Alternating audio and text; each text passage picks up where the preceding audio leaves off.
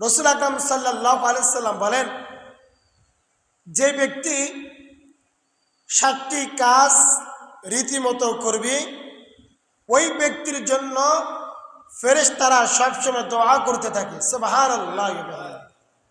আমরা মানুষ বলতে মানুষের ভুল হয়, কিন্তু ফেরেশতারা এমন একজন ফেরেশতা যারা নিষ্পাপ, যারা কি নিষ্পাপ, যাদের কোনো গুনাহ নাই, গুনাহ আছে তাদের কোনো গুনাহ নাই, ফেরেশতারা যে দোয়া করে আল্লাহ তাআলা সাথে সাথে তাদের দোয়াগুলো কবুল করেন। সুবহানাল্লাহি ওয়া বিহামদিহি। রাসূল আকরাম সাল্লাল্লাহু আলাইহি ওয়াসাল্লাম বলেন, যে ব্যক্তি 7টি জিনিস রীতিমতো আমল করবে, আল্লাহ তাআলা এমন কিছু ফেরেশতা আছে, ওই ফেরেশতারা যে 7টি কাজ করবে ওই ফেরেশতারা তাদের জন্য দোয়া করতে থাকে। সুবহানাল্লাহি ওয়া বিহামদিহি। 1 নাম্বার হচ্ছে ঘুমানোর পূর্বে ওযু করা। কি করা ভাই? ঘুম যাওয়ার আগে কি করা? ওযু করা। রাসূল আকরাম সাল্লাল্লাহু আলাইহি সাল্লাম বলেছেন, যে ব্যক্তি ঘুমানোর পূর্বে ওযু করবে আল্লাহ তাআলা ওই ব্যক্তির জন্য একজন ফেরেশতা নিযুক্ত করে দেন। সুবহানাল্লাহি ওয়া বিহামদিহি। আয় মেরে ভাই, আমরা যে ঘুমাইতেছি, দুইটা নাকে ছিদ্র আছে, কানে ছিদ্র আছে, এগুলি কি আমাদের পাহারাদার আছে? পাহারাদার আছে? নাই। তাহলে আমাদের এই যে দুইটা কানে ছিদ্র, নাক, মুখ, এগুলো কে পাহারাদারে দেয়? ফেরেশতারা। কারা? ফেরেশতারা। আল্লাহু আকবার। এই জন্য 1 নাম্বার বলছি, আমরা ঘুমানোর পূর্বে কি করতে হবে? ওযু করবেন। আর ইমানি হালাত, আপনি ওযু করে ঘুমাইলেন, আপনার হয়তো পারে এই রাত্রে আপনার মৃত্যু, তাতে আপনি আল্লাহর কাছে কামিয়াব। সুবহানাল্লাহি ওয়া বিহামদিহি। পাক পবিত্র অবস্থায় আল্লাহর কাছে আপনি হাজিরা দিলেন। আল্লাহু আকবার। 2 নাম্বার হচ্ছে নামাজের জন্য অপেক্ষামান। আমরা এখন মসজিদে আসছি, নামাজের এখনো অনেক সময় বাকি আছে। রাসূল আকরাম সাল্লাল্লাহু আলাইহি সাল্লাম বলেন, যে ব্যক্তি মসজিদে আসিয়া নামাজের ইন্তজার করে, নামাজের অপেক্ষা করে, এ ব্যক্তি মসজিদে আসিয়া কোনো কথাবার্তা না বলে, হাই উল্লাস না করে, কোনো কথাবার্তা না বলে শুধু চুপচাপ বসে আছে, আল্লাহ তাআলা তার আমলনামায় নামাজের সওয়াব লিখে দিবেন। সুবহানাল্লাহ। একজন মানুষ নামাজ পড়ে, আরেকজন মানুষ কোনো বিশৃঙ্খল না করে আল্লাহর ঘরে বসে আছে, আল্লাহর পয়গম্বর বলেন, ও ব্যক্তি নামাজ পড়ে যেরকম সওয়াব পাইছে, এ ব্যক্তি চুপচাপ বসে থাকিও এরকম সওয়াব পাইবে। সুবহানাল্লাহি ওয়া বিহামদিহি। ভাইরা আমার, 3 নাম্বার হইল, আমরা অনেকে মসজিদে আসি, প্রথম কাতার, প্রথম সফ এখনো পরিপূর্ণ হয় নাই, কিন্তু আমরা দ্বিতীয় কাতারে দাঁড়িয়ে থাকি। আল্লাহর পয়গম্বর বলেন যে, যে ব্যক্তি প্রথম কাতারে নামাজ পড়বে, কি পড়বে? প্রথম সফে নামাজ পড়বে, আল্লাহ তাআলার ফেরেশতা তার জন্য শুধু দোয়া করতে থাকে। সুবহানাল্লাহি ওয়া বিহামদিহি। এজন্য 1 নম্বর কি বলছি? ঘুমানোর আগে কি করা? ওযু করা। 2 নম্বর কি বলছি? নামাজের জন্য অপেক্ষা করা, অপেক্ষা করতে গিয়ে কোনো হাই উল্লাস কিছু না করা। 3 নম্বর হচ্ছে প্রথম কাতারে দাঁড়ানো, প্রথম কাতারে দাঁড়িয়ে সালাত আদায় করা। 4 নম্বর হচ্ছে আল্লাহ রাসূল সাল্লাল্লাহু আলাইহি সাল্লামের নামে বেশি বেশি দুরূদ প্রেরণ করা। কি করা? দুরূদ প্রেরণ করা। আল্লাহর পয়গম্বর বলেন, ফাকাদ ক্বালা নবী সাল্লাল্লাহু আলাইহি ওয়াসাল্লাম, মান সাল্লা আলাইয়া ওয়াহিদাতান সাল্লাল্লাহু আলাইহি বিআশরা, আও কামা ক্বালা নবী আলাইহিস সালাতু ওয়াস সালাম। আল্লাহর পয়গম্বর বলেন, যে বান্দা, যে বান্দি, যে পুরুষ, যে মহিলা আমার নবীর প্রতি একবার মাত্র দুরূদ পড়ল, সাল্লাল্লাহু আলাইহি ওয়াসাল্লাম, সাল্লাল্লাহু আলাইহি ওয়াসাল্লাম, সাল্লাল্লাহু আলাইহি ওয়াসাল্লাম, আল্লাহর পয়গম্বর প্রতি দুরূদ পালন করলো, আল্লাহর পয়গম্বর বলেন তার জন্য 30টি পুরস্কার। বলি সুবহানাল্লাহ। একবার সাল্লাল্লাহু আলাইহি সাল্লাম বলার কারণে আল্লাহ তাআলা তার 10টি গুনাহকে মাফ করে দিলেন। সুবহানাল্লাহ। শুধু তাই নয়, তার আমলনামায় 10টি নেক সওয়াব, নেক আমল লিখে দেওয়া হয়। এবং কি তার জন্য জান্নাতের ভিতরে 10টি বুলন্দ 10টি মর্তবা তার জন্য বাড়িয়ে দেওয়া হয়। সুবহানাল্লাহ। কয়বার দুরূদ শরীফ পড়লে? একবার দুরূদ শরীফ পড়লে 10টি গুনাহ মাফ, একবার দুরূদ শরীফ পড়লে 10টি নেক আমল আমাদের আমলনামায় লিখে দেওয়া হবে। একবার দুরূদ শরীফ পড়লে আমাদের জান্নাতের ভিতরে জান্নাতের মর্তবা 7 সজ্জিত আর 10 গুণ বাড়িয়ে দিবেন। সুবহানাল্লাহ, আল্লাহু আকবার। 5 নাম্বার হচ্ছে এলাকার ভিতরে কোন একজন মুসল্লি মানুষ অসুস্থ হয়ে গেছে। কি হয়ে গেছে?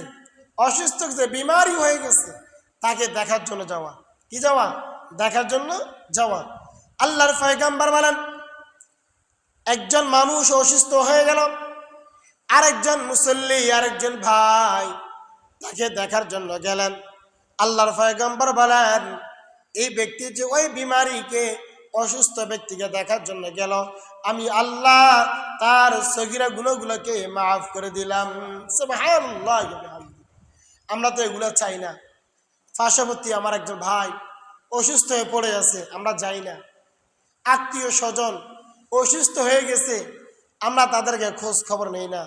আমরা একমাত্র আসি ওই যদি টেলিফোনের খবর পাই যে আমার অমুক আত্মীয় মারা গেছে, তাহলে আমরা দৌড় দিয়ে ওই জানাজা নামাজটা পড়ার জন্য প্রেজেন্ট হই, উপস্থিত হই। কথা বলেন ঠিক কিনা? আমার ভাইরা, একজন মানুষ অসুস্থ হলে তাকে দেখার জন্য যাওয়া, এটা নবীজির সুন্নত। নবীজির কি সুন্নত? এই জন্য আমরা একজন মানুষ এলাকার ভিতরে একজন মুসল্লি ভাই বা কোন একজন যদি পাড়া প্রতিবেশী কেউ অসুস্থ হয়ে যায়, আমরা তার খোঁজ খবর নেওয়ার জন্য চেষ্টা করব। 6 নম্বর হয়েছে এক মুসলমান ভাই আরো মুসলমানের জন্য দোয়া করা। কি করা? দোয়া করা। সবাই সবার জন্য দোয়া করতে হবে, কারণ আল্লাহর পয়গম্বর বলেছেন, আমার উম্মতের মধ্যে ওই ব্যক্তি সবচেয়ে বড় বখিল যে ব্যক্তি শুধু নিজের জন্য দোয়া করে আর প্রতিবেশীর জন্য, মুসলমানদের জন্য, উম্মতে মুহাম্মদের জন্য দোয়া করে না, শুধু নিজের জন্যই চায়, নিজের জন্যই ভালাই চায়, ওই ব্যক্তি হলো সবচেয়ে বড় বখিল। নাউজুবিল্লাহ। এজন্য ওলামায়ে কেরাম আমরা তো মুনাজাতে দোয়া করি, আল্লাহ রব্বানা, এখানে আরবি গ্রামার হিসেবে জমায়ে মুতাকাল্লিম, অর্থাৎ সবার জন্য। রব্বানা, আয় আল্লাহ আপনি আমাদেরকে, রব্বানা যালামনা আনফুসানা ওয়া ইল্লাম তাগফির লানা ওয়া তারহামনা লানাকুনান্না মিনাল খাসিরিন। আল্লাহ আপনি আমাদের সবাইকে জাহান্নামের আগুন থেকে মুক্তি দান করেন। আমাদেরকে, আমাদেরকে মানে সবাইকে। কাকে? সবাইকে। আর যদি আল্লাহ আমাকে বললে শুধু আমি হয়ে গেছি। আল্লাহর পয়গম্বর শিক্ষা দিয়ে দিয়েছেন, যে মুসলমান আরেকজন মুসলমান ভাইয়ের জন্য দোয়া করে, এক মুসলমান বিপদে পড়ে গেছে, আরেক মুসলমান ভাই তার জন্য দোয়া করে, তাহলে ওই ফেরেশতাও তার জন্য দোয়া করতে থাকে। বলি সুবহানাল্লাহ।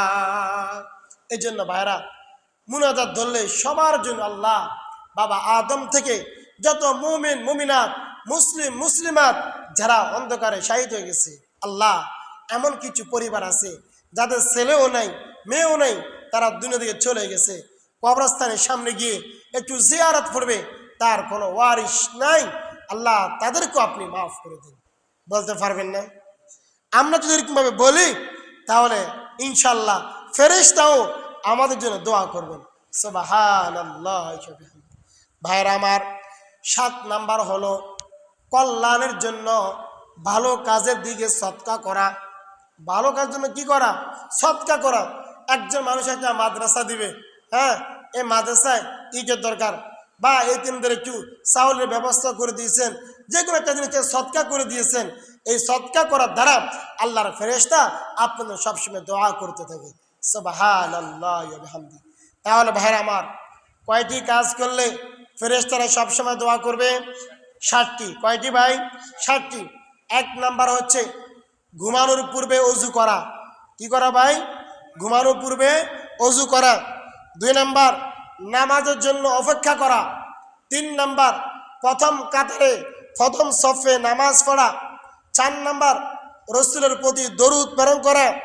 5 নাম্বার এলাকার ভিতরে কেউ অসুস্থ হয়ে গেলে তার একটু খোঁজ খবর নেওয়া। 6 নম্বর, এক মুসলমান আরেক মুসলমান ভাইয়ের জন্য দোয়া করা, মঙ্গলময় কাজের জন্য সদকা করা। এই 7টি কাজের ভিতরে যারা জড়িত থাকবে, আল্লাহর পয়গম্বর বলেন ফেরেশতারা সবসময় তার জন্য দোয়া করতেই থাকে, দোয়া করতেই থাকে। সুবহানাল্লাহ। ও ভাই, ফেরেশতার দোয়া কখন মিথ্যা হতে পারে? তারা নিষ্পাপ, তারা মাসুম, তাদের কোনো গুনাহ নাই। আমরা মানুষ বলতে গুনাহ, ঘর থেকে বের হইলেই গুনাহ, যেখানে যাই সেখানেই গুনাহ। তাহলে আমাদের দোয়া কবুল হইতে পারে, নাও হইতে পারে। কিন্তু ভাইরা আমার, আল্লাহর পয়গম্বর বলেছেন যে ফেরেশতার দোয়া কখনো বৃথা যায় না। এই জন্য আমরা এই 7টি আমল করব।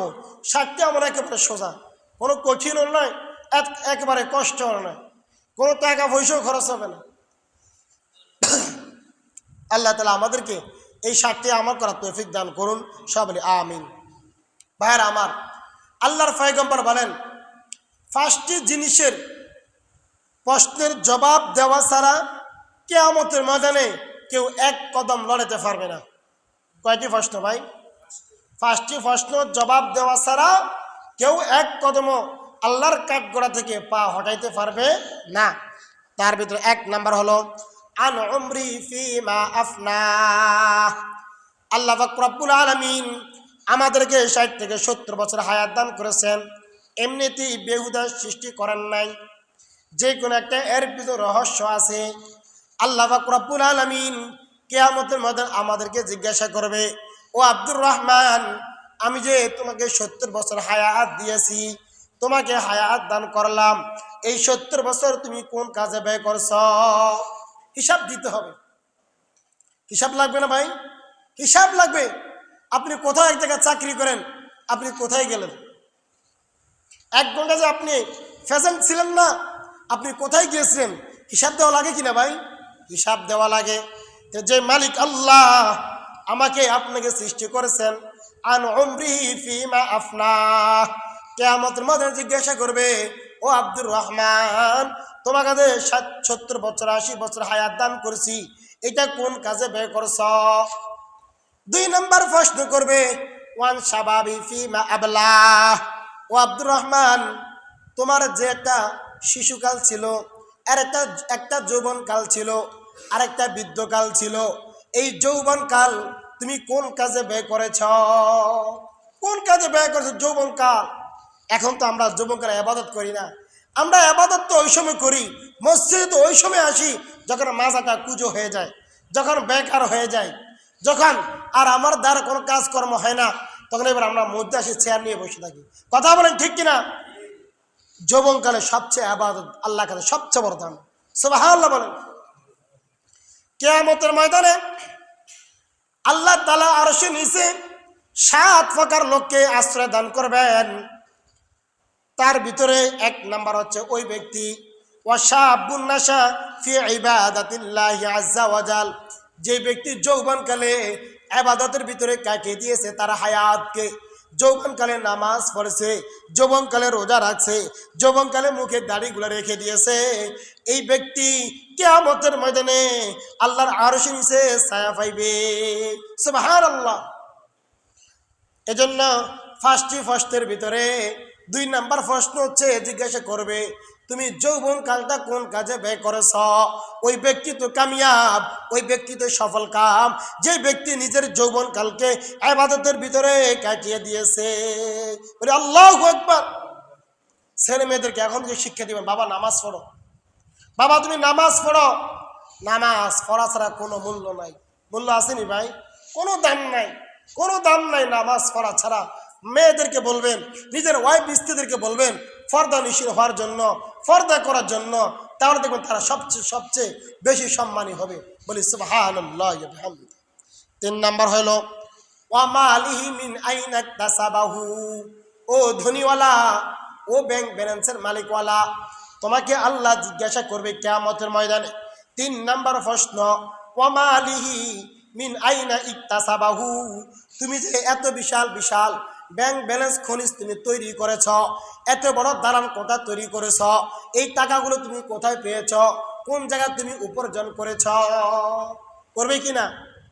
হারাম টাকা দিয়ে অকাজ কাজ করে করে করে তুমি বিভিন্ন প্রকার তুমি ব্যবসা বাণিজ্য করেছ, তুমি অর্থকরী দালাল কোথা তৈরি করে ফেলেছ, তুমি কোন জায়গা থেকে এই টাকাগুলো তুমি উপার্জন করেছ, এইটারও তুমি আল্লাহর দরবারে কাঠ গড়ে দাঁড়িয়ে হিসাব দিতে হইবে।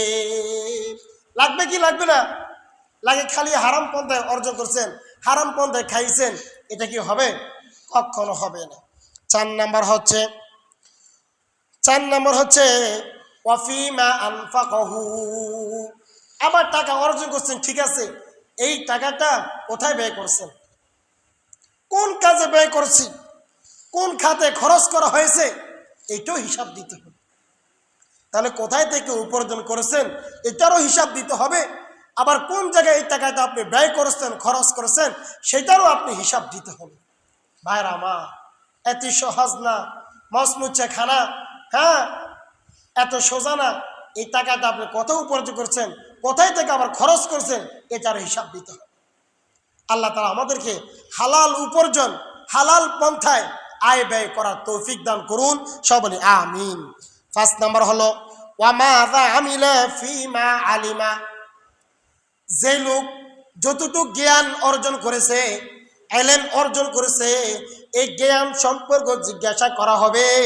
তুমি এই জ্ঞান শিখার পরে জ্ঞানকে কোন কাজে খরচ করেছ, আবার কোন কাজে খরচ করো নাই, সেটারও তোমার হিসাব দিতে হবে। ভাইরা আমার, আমাদের এলাকার ভিতরে আলিম ফাঁস, মাস্টার ফার্স্ট ইয়ার, আলিম ফার্স্ট ইয়ার, সেকেন্ড ইয়ার, এমন লোক আছে কিনা? ঘরে ঘরে আছে। মাদ্রাসা ছাত্র দাখিল ফাঁস আছে কিনা? আলিম ফাঁস আছে কিনা? স্কুলে পড়ছে, এই ফাঁস করছে, দাখিল ফাঁস করছে, ইঞ্জিনিয়ার হয়েছে, এরকম বড় বড় ফাঁসওয়ালা আছে কিনা? সব ফাঁসওয়ালারে জিজ্ঞাসাবাদ করবে, তুমি যে ফাঁস করছো, হ্যাঁ A+ পাইছো, হ্যাঁ GP5 পাইছো, এগুলো তুমি কোথায় ব্যয় করছো, হিসাব দিতে হবে। যারা হালাল পথে ব্যয় করেছে তারা তো ধন্য। ভালো কাজে জ্ঞান খরচ করলে সে তো ধন্য কাজ করেছে, আর খারাপ কাজ ব্যয় করলে তার তো অবস্থা খারাপ হয়ে যাবে। এজন্য ভাইরা আমার, তাহলে কিয়ামতের ময়দানে কয়টি প্রশ্ন করবে? 5টি। কয়টি? 5টি। 1 নম্বর কি বলছি? আল্লাহ তাআলা যে আমাদেরকে হায়াত দান করেছেন, এই হায়াতটা আমরা কোন কাজে ব্যয় করেছি?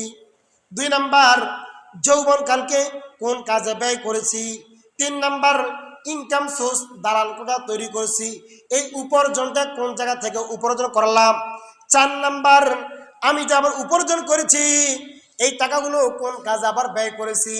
5 নম্বর, যে যতটুকু জ্ঞান অর্জন করেছে প্রত্যেক জ্ঞান অনুযায়ী তাকে প্রশ্ন করা হবে।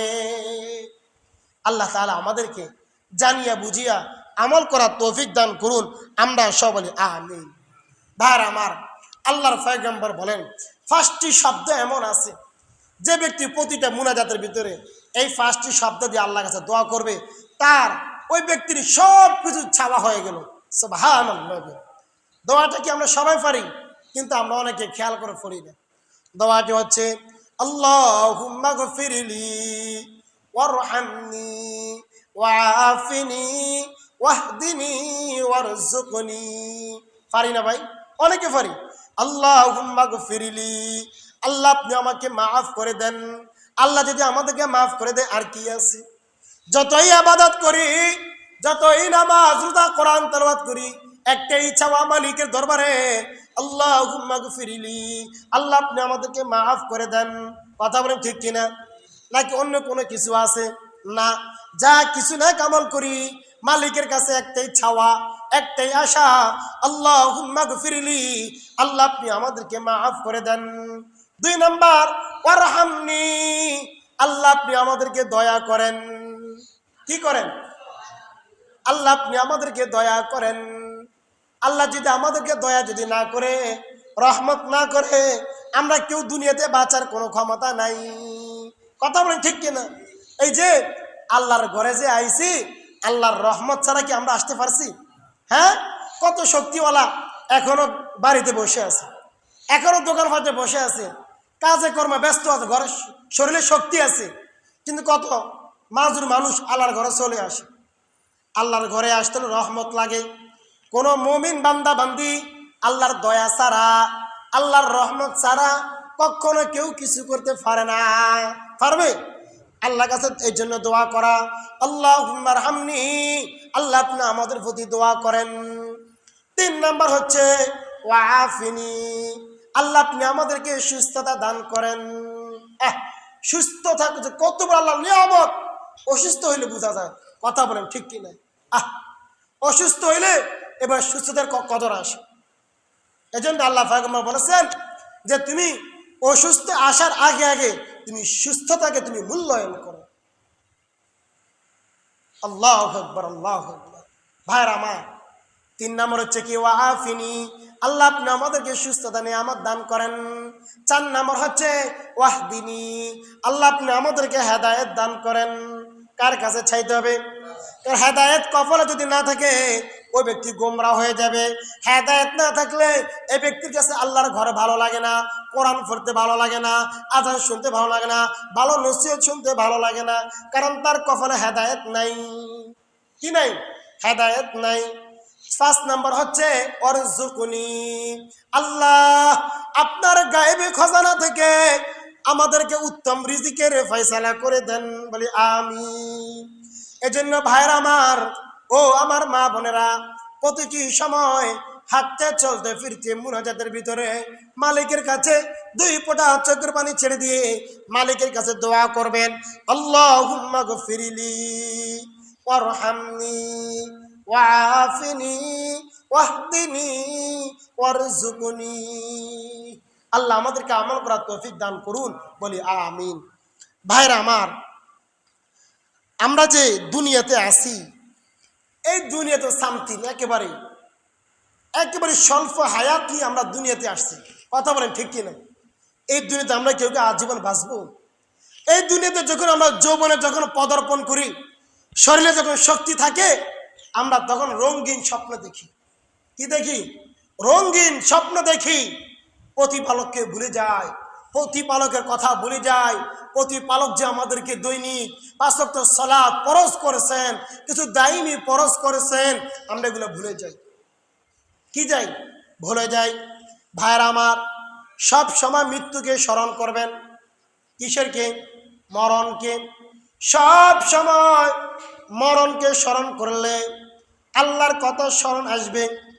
মরণ যদি স্মরণ থাকে, আপনি আল্লাহর ঘরে আসতে ভালো লাগবে। মৃত্যুর কথা স্মরণ থাকলে নামাজ পড়তে ভালো লাগবে। মৃত্যুর কথা স্মরণ থাকলে হালাল ইনকাম সোর্স করতে ভালো লাগবে। কথা বলেন ঠিক কিনা?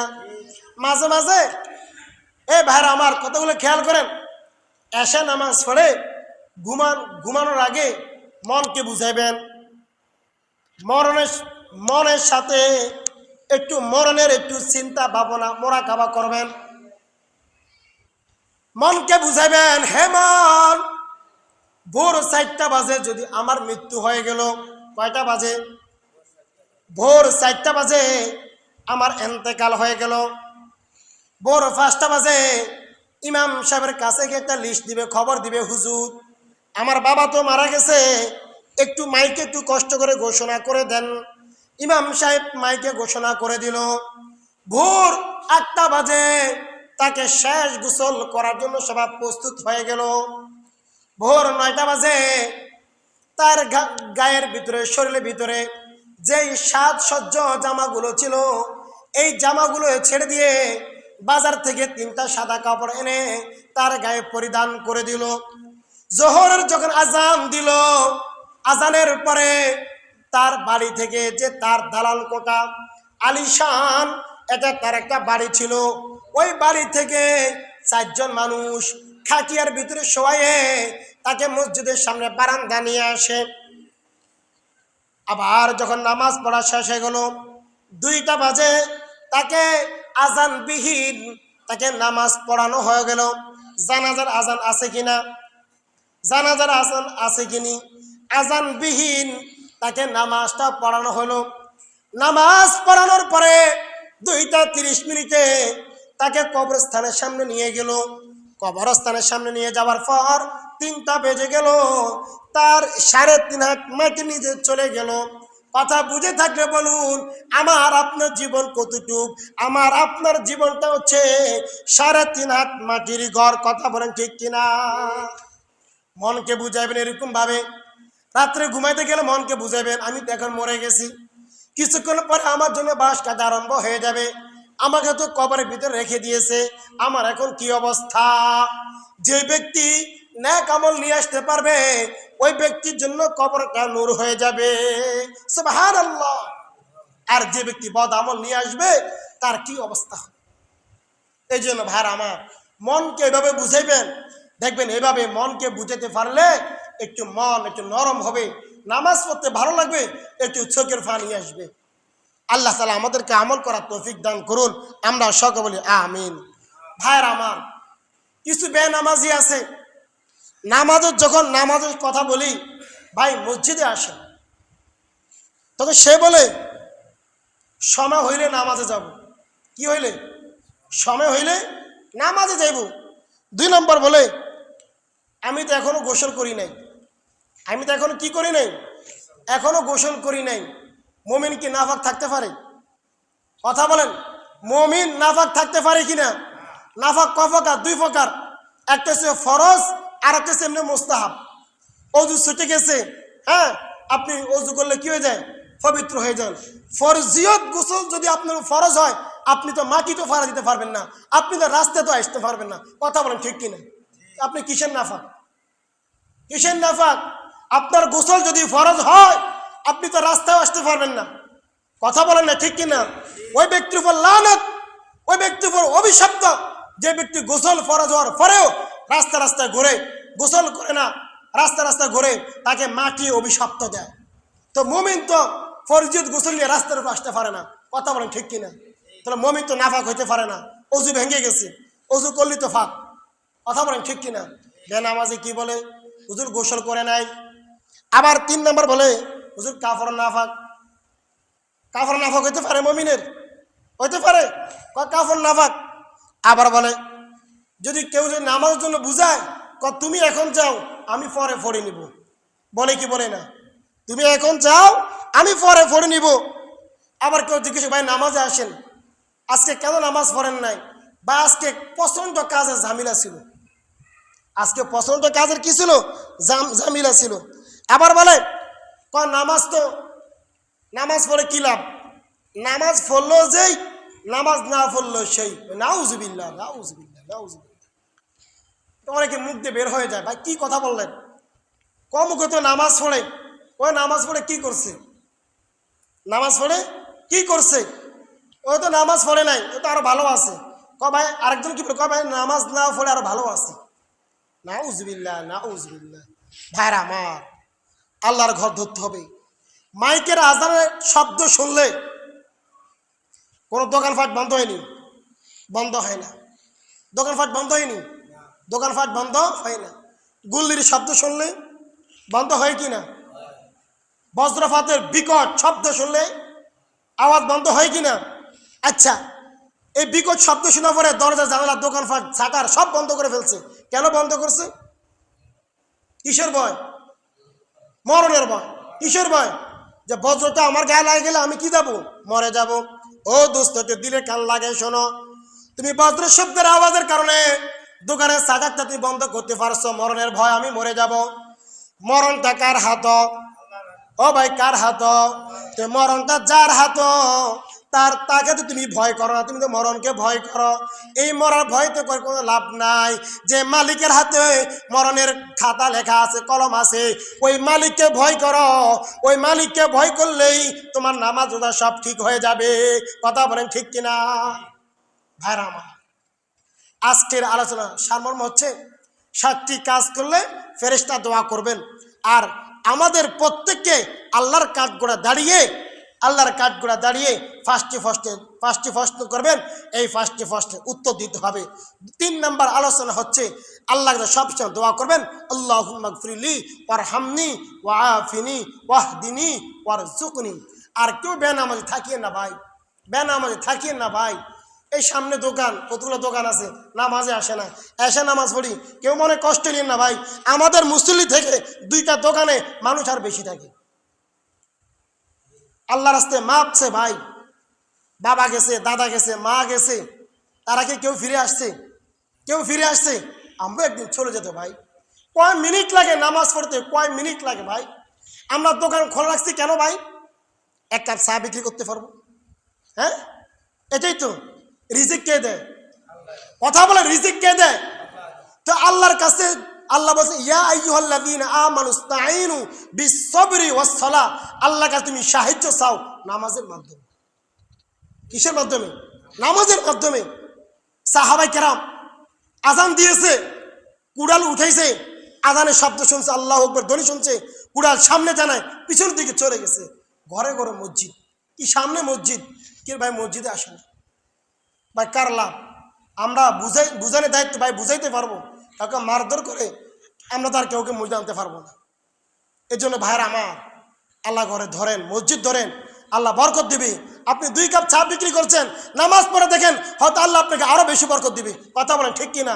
কে বলছে? আল্লাহ বলছে নামাজ পড়েন, উত্তম রিজিক আপনাকে দিবে। সুবহানাল্লাহ। এই জন্য ভাইরা, যারা বেনামাজের অভ্যস্ত আছেন, আল্লাহর কাছে 2টা ফায়দার মাপ চাই, আল্লাহর ঘরে আসেন, নামাজ পড়েন, নামাজ ধরেন, এটা আপনার জীবনের কামিয়াব। বাবারা চলে গেছে, আমরা কি চলে যাওয়া লাগবে না? আমরা কি যাওয়া লাগবে না ভাই? সবাই যাওয়া লাগবে। কি নিয়ে যাব ভাই, কি নিয়ে যাব? এই যে বললাম, ভোর 4টা মারা গেছেন, 5টা মাইকে ঘোষণা করা হলো, 8টা বাজে শেষ গোসল, 9টা বাজে নতুন কাপড়, 12টা বাজে আপনার ঘর থেকে বিল্ডিং থেকে আপনাকে নিয়ে আসলো, 2টা বাজে আপনার জানাজা, 3:30টা আপনার কবরে রাখছে। তো কবরে কি জবাব দিবে? আল্লাহ আমাদেরকে সঠিক বুঝদান করুক। সবাই আমিন। ওয়া আখিরু দাওয়ানা আলহামদুলিল্লাহি রাব্বিল আলামিন।